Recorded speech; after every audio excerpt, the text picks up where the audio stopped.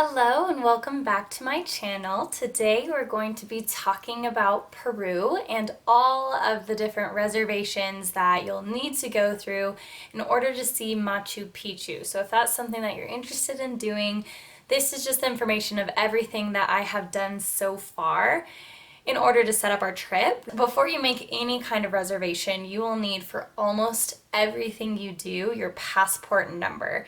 If you happen to need a name change or anything like that, your name and your number has to match what the reservation says in your passport. So that was my case. I had not yet updated my passport after getting married, since I've only been married for less than a year. I have not updated my passport just because I knew it was going to be a fee, so I was kind of procrastinating it, putting it off.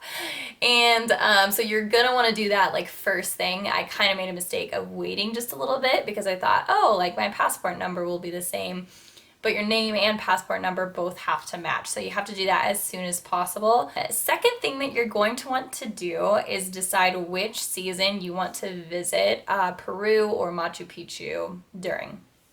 And their dry season is May through October.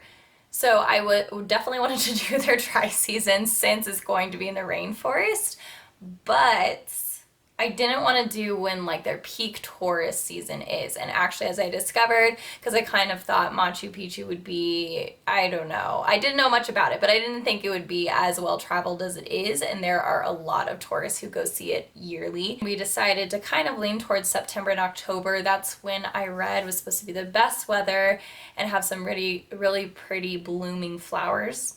So October it was, because our 1-year anniversary is October 21st. So we're going to be over in Peru over our 1-year anniversary, which is super exciting. Next thing and first thing you're going to want to do, which you probably already know for travel, is to book your plane ticket. We ended up booking our tickets 5 months before the date that we were scheduling to go. We did it in a pretty good time. Prices hadn't spiked yet, and they've just been rising since we purchased our tickets. We are flying through LATAM Airlines, which seemed to be the only really option to get there. And the route we are taking is from Reno to Los Angeles to Lima, their capital, and then to Cusco, which is about 3.5 hours away from Machu Picchu. And Cusco is where we're going to be staying for the week.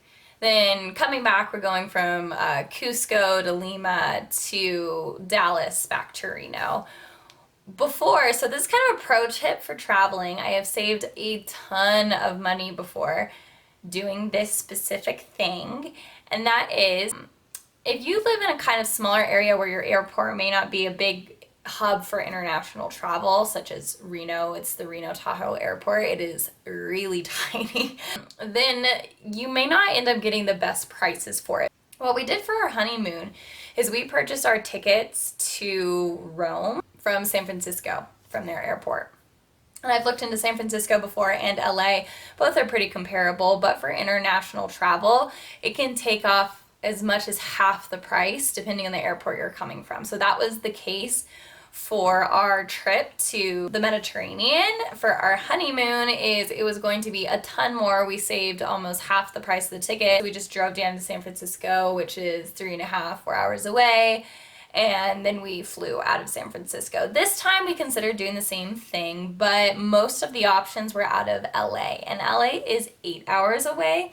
So we were considering driving down, but the price that it saved was only about $200 per person. So we decided that it would be more convenient, more time saved to just spend the extra money and go out of Reno. That way we can just kind of have the ease of the experience and make the whole thing a little bit more seamless. So we decided not to do that little trick thing, but whenever I am looking for tickets now internationally, I always scope out the largest airports close to me, and I'll look at tickets there and see if it is a significant price difference in order to purchase it from there, or if we just want to go ahead and go out of Reno.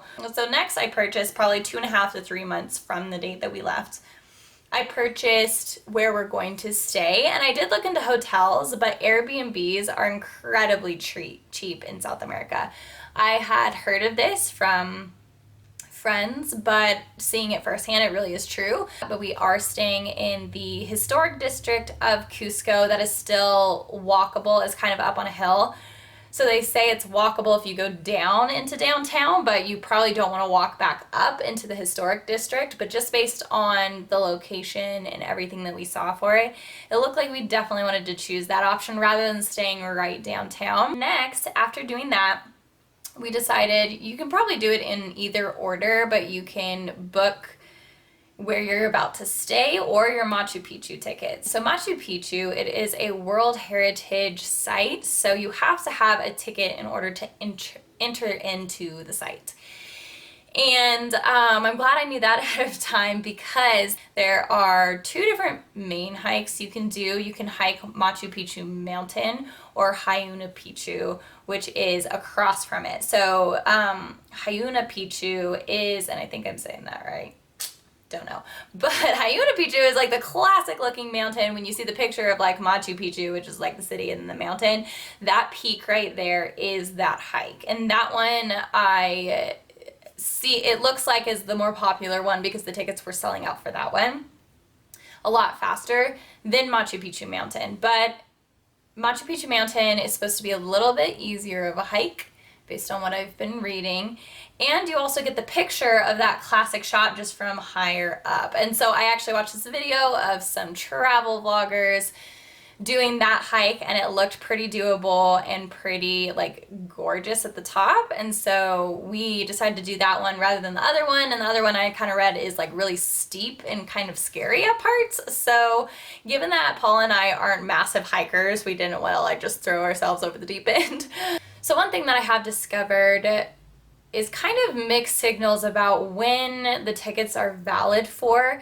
It seems to, when you purchase them, have specific entrance times. And from that entrance time, you can go in and stay in until you leave. But given the high traffic of some of their more touristy days, some people were saying that their tickets were only limited to like 4 hours or 5 hours of stay. And then even more people were saying that there's actually an afternoon time slot and a morning time slot, and you choose which one you want to go to. So with all this mixed information out there, I tried to boil it down and just find the original link for tickets. There's so many third-party websites, so many tour companies that offer it. I didn't realize how many there would be. But I just tried to boil it down to the very original, where is the website to buy Machu Picchu tickets from. And I found it. It was hard. It didn't come out off with my Google search, but it was linked in a blog that I read. And so I will link it below in this video about where you can actually buy them. We saved, I think, like $30, $40 per person just by finding the correct link for it. And then we purchased our just Citadel entrance tickets for the first day and then our Machu Picchu mountain tickets for the second day. By doing that, it didn't say like morning or afternoon at all. It just had times. So for the first day that we would be there in the afternoon, we chose noon, and then we will be there until it closes at 5.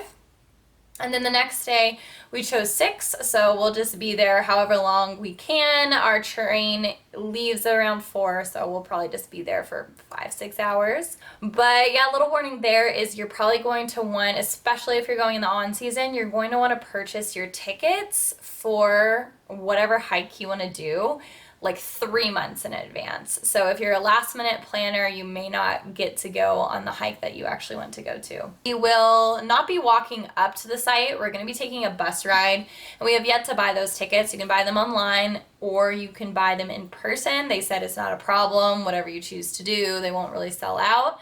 We'll probably buy them in advance just for like ease of mind, and we don't have to worry about it on that day. We'll just have it. Also, with the hotels in Aguas Calientes, the town right below Machu Picchu, there are many different options for hotels to choose from.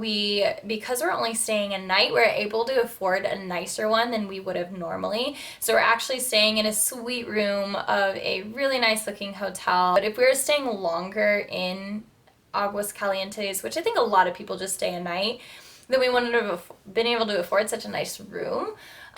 But anyways, that is the lowdown on all the stuff that we have reserved for our Peru trip in just a couple of weeks. I am so excited to go.